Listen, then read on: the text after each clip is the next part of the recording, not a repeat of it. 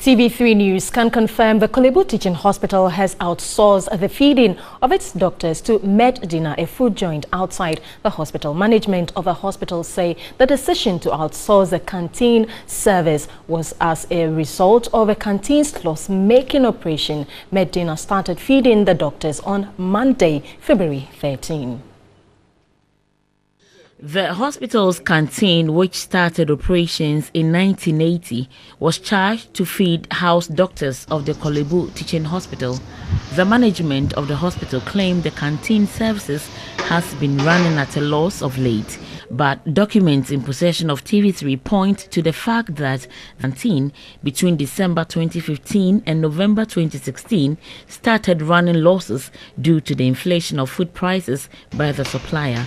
The contract to hand over the feeding contract of the doctors was approved by management and signed by the former Chief Executive Officer of the hospital, Dr. Gilbert Buckle. TV3 News has also gathered that it took the intervention of the Public Procurement Authority to try and rectify the situation by requesting the use of a low-value procurement returns form.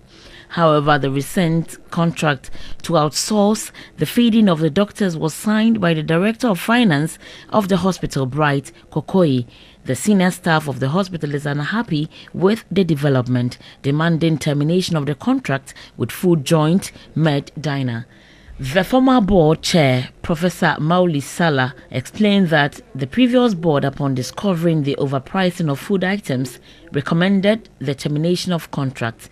They also called for the blacklisting of the supplier in addition to the termination of the appointment of the procurement head at the hospital. These recommendations were, however, ignored by management.